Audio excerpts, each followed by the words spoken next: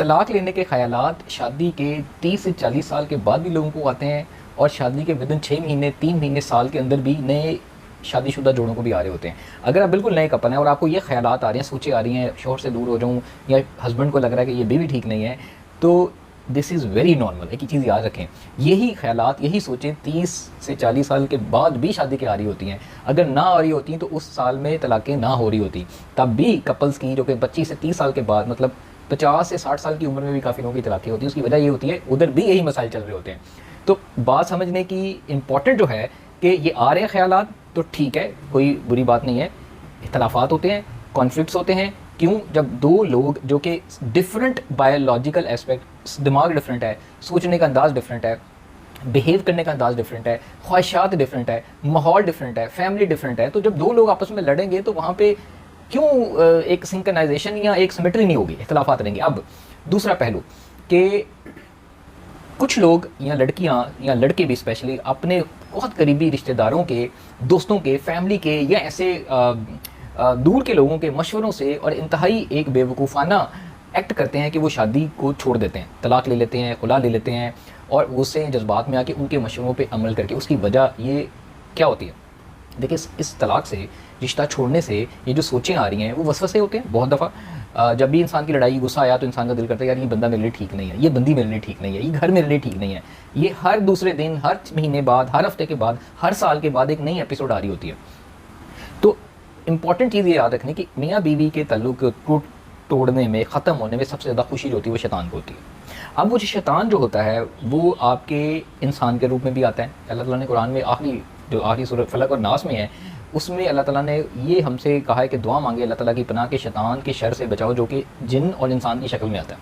अब हम ये सोचते हैं कि जो शैतान है वो हमारे अंदर नहीं है, हमारे हस्बैंड या हमारी बीवी के दूसरे पार्टनर के अंदर है, हमारी फैमिली में मौजूद नहीं है शैतान, हमारे बच्चों में मौजूद नहीं है, सिर्फ बाहर वाली दुनिया में मौजूद है और वही से उनमें हो सकता है। लेकिन हम ये भूल जाते हैं कि ये शैतान सबसे पहले आपके अंदर मौजूद है, आपकी फैमिली के अंदर मौजूद है, आपके पेरेंट्स में भी हो सकता है, आपके बहन भाइयों में भी हो सकता है, आपके बच्चों में भी, औलाद में भी हो सकता है, और आपके इर्द गिर्द करीबी रिश्तेदारों में भी हो सकता है, फिर जाके बाहर वाली दुनिया में भी शैतान हो सकता है। तो शैतान तो आपके अंदर भी मौजूद है, हर एक अंदर के मौजूद है, तो वो आपको किसी न किसी तरीके से वर्गलाएगा। तो आप जब भी किसी से मशवरा करें, वो चाहे कितना भी करीबी आपका हो, तो एक चीज़ याद रखिए कि इस फैसले को लेकर जब आप मशवरा करेंगे और कोई आपको ये समझा रहा है कि छोड़ दो, रहने दो, ठीक है, क्योंकि तुम अपना सोचो, तो इसका मतलब है शैतान आपको ये बहलाएगा कि तुम अपनी ज़िंदगी में बस सोचो। मैं ये नहीं कह रहा कि आपकी ज़िंदगी बहुत ख़राब है तो बिल्कुल ना करें, लेकिन एक चीज़ याद रखें कि इससे फ़ायदा किसको हो रहा है और शैतान किस रूप में आता है, और अल्लाह ताला की पनाह मांगनी चाहिए।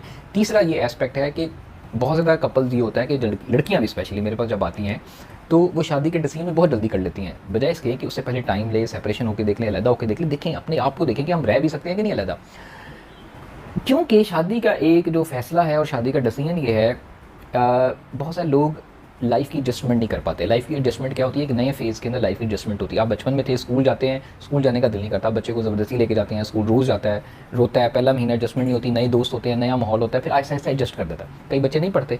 ये लाइफ़ की ट्रांजिशन होती है, एडजस्टमेंट होती है। शादी भी एक एडजस्टमेंट फ़ेज़ है, एक ट्रांजिशन का फ़ेज़ है। लड़के, बहुत सारे ऐसे लड़के मैंने देखे हैं जो माशाल्लाह 30 साल के हो चुके हैं, 40 साल के हो चुके हैं, लेकिन उनकी हरकतें बच्चों जैसी होती हैं जो कि 18 साल वाली होती है।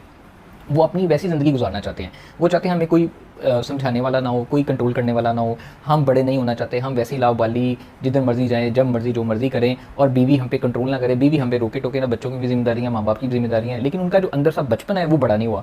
वो उसकी वजह ये है कि वो लाइफ़ की स्टेज वाइज ट्रांजिशन में आगे नहीं बढ़े, उम्र के साथ वो आगे नहीं बढ़े, वो छोटे ही हैं। जैसे कि मिसाल है, बहुत सारी लड़कियाँ देखी होंगी वो दूध नहीं पीती, मटन नहीं खाती, हेल्दी फूड नहीं खाएंगी, सब्जियाँ नहीं खाएंगी। क्यों? क्योंकि बचपन से नहीं खा रही, आदत ही नहीं है।